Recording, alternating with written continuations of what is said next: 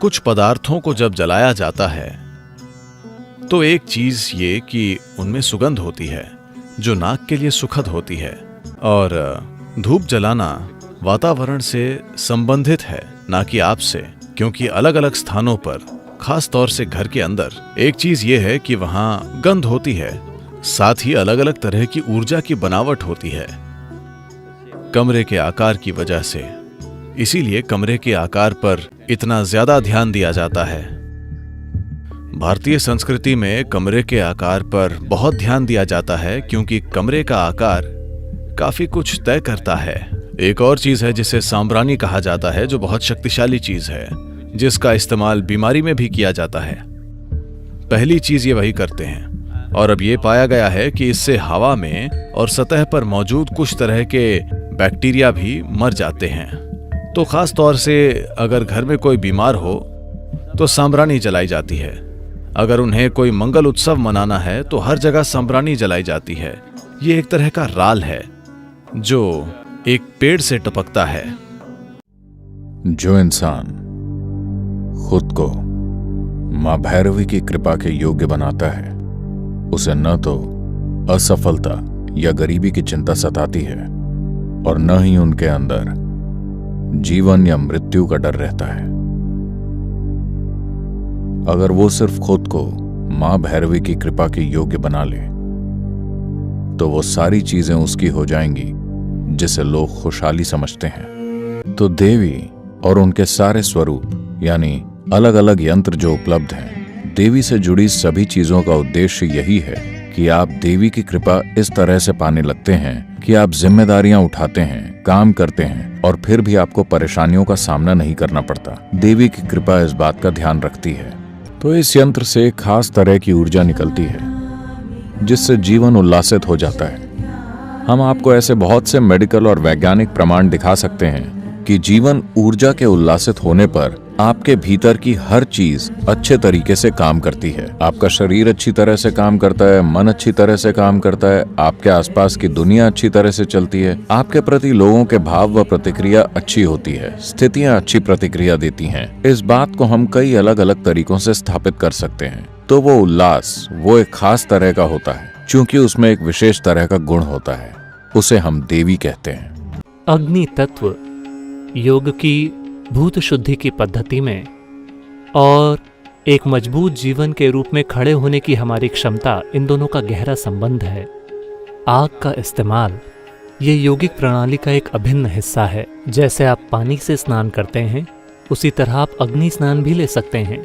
हम क्लेशनाशन क्रिया में यही करते हैं। ये लोगों के लिए असाधारण नतीजे पैदा कर रही है। मैं आप में से हर किसी को सलाह दे रहा हूँ कि आप अपने बेडरूम में एक दिया रखें, अपने सोने की जगह से सुरक्षित दूरी पर, और इसे हर रात जलते रहने दें।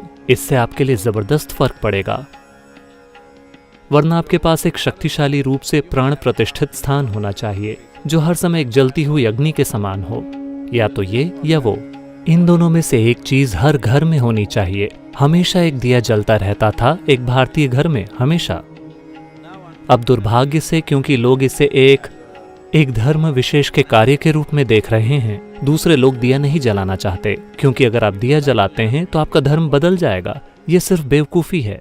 ब्रह्मांड में काम करने वाली हर चीज को ज्यामितिक रूप से तालमेल में होना होगा, वरना वो गड़बड़ी पैदा करेगी।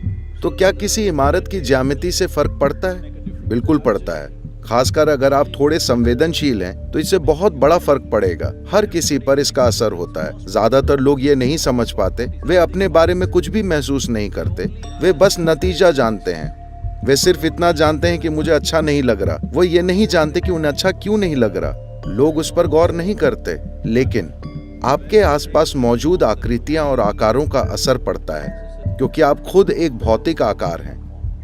और ये भौतिक आकार कैसा है, ये कैसा है, वो कैसा है, इस सब का ज्यामिति की दृष्टि से कुछ असर होता है। तो आकृतियों और आकार का आप पर काफी असर होता है, ये पर्याप्त ध्यान देने से पता चलेगा। आपको इस पर ध्यान देना चाहिए। आपको दक्षिण भारतीय मंदिरों पर गौर करना चाहिए कि वे ज्यामिति की दृष्टि से कितने सटीक हैं। जब उन्होंने प्राचीन मंदिरों का खासकर दक्षिण भारत में निर्माण किया, तब उन्होंने इन बातों पर बहुत बारीकी से गौर किया। उन्होंने समय लगाकर उनको एक खास तरह से बनाया। आपको किसी विश्वास की जरूरत नहीं है, आप महसूस कर सकते हैं। आप बस वहां जाकर बैठिए, आप महसूस करेंगे उस स्थान का आप पर एक खास असर हो रहा है। हमें घरों को ऐसे ही बनाना चाहिए, दफ्तरों को ऐसे ही बनाना चाहिए, क्योंकि ये बहुत महत्वपूर्ण है।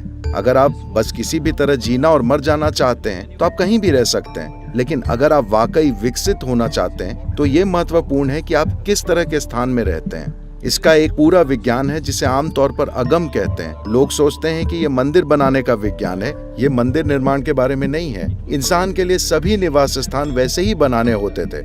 बहुत सारे लोग अपने घरों के लिए इसका खर्च नहीं उठा पाते, तो उन्होंने इसे सिर्फ मंदिरों में ही इस्तेमाल किया, क्योंकि इसके लिए बहुत लगन और सावधानी चाहिए। आपको अपना सिर उत्तर की ओर क्यों नहीं रखना चाहिए? मान लेते हैं आपको पता है कि पृथ्वी में एक उत्तरी ध्रुव है और एक दक्षिणी ध्रुव है, यानी ये चुंबकीय केंद्र है। तो अगर आपके शरीर में आयन तैर रहा है और मैं आपके सिर पर एक शक्तिशाली चुंबक लगा दूं,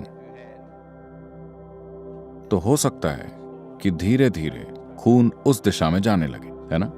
मान लीजिए कि ये चुंबक बहुत ही शक्तिशाली है, तो ये खून को धीरे धीरे ऊपर खींचने लगेगा, क्योंकि खून में आयरन मौजूद है। तो अभी आप इस तरह हैं, अब आप ऐसे हो गए। पहले ही सिस्टम में थोड़ा सा असंतुलन है, क्योंकि दिल गुरुत्वाकर्षण के प्रतिरोध को ध्यान में रखकर पंप कर रहा था। अब अचानक गुरुत्वाकर्षण का प्रतिरोध नहीं रहा, आप इस तरह हो गए और अब आप अपना सिर उत्तर की ओर कर लेते हैं। धीरे धीरे खून आपके मस्तिष्क की ओर खींचता है। तो एक चीज जो आपके साथ हो सकती है वो ये कि आपको अच्छी नींद ना आए। अगर आप अपना सर उत्तर की तरफ करके सोते हैं तो आपकी नींद खराब हो सकती है। हर किस्म के सपने आ सकते हैं। अगर आपकी उम्र ज्यादा है तो हो सकता है कि आपको स्ट्रोक हो जाए या आप नींद में मर सकते हैं। ऐसा बिल्कुल संभव है। ऐसा नहीं है कि आप एक दिन सोए तो आप मर जाएंगे। हर रोज अगर आपका बिस्तर उसी तरह लगा हुआ है कि आप अपना सिर उत्तर की ओर रखते हैं, तो आप मुसीबत को बुलावा दे रहे हैं। तो तमाम चीजें होंगी क्योंकि मस्तिष्क में अधिक सर्कुलेशन हो रहा है जब इसे नहीं होना चाहिए, सिर्फ इसलिए क्योंकि सोते समय आपने अपना सिर उत्तर की ओर रखा। पूर्व सबसे अच्छा है, उत्तर पूर्व ठीक है, पश्चिम भी ठीक है, दक्षिण कोई और चारा ना हो तो उत्तर में बिल्कुल नहीं। किसी चीज से हर एक चीज तक घर कैसा होना चाहिए, कहां पर क्या रखना चाहिए, तो मैं नहीं जानता। इन दिनों ये सब खत्म हो रहा है, हम मॉडर्न एस्थेटिक्स को अपना रहे हैं। वरना अगर मेरी दादी यहां होती, हर एक चीज कहां पर क्या होना चाहिए, हर चीज एक खास तरीके से होती। अगर आप घर में जाएं तो शायद आप देखेंगे, अगर आपकी माँ एक पारंपरिक माहौल से आई हैं, अगर आप रसोई में जाएंगे, हमेशा नमक और इमली एक साथ रखे होंगे, कभी भी अलग नहीं होंगे। ये सारी जागरूकता दुर्भाग्य से बस परंपरा बन गई।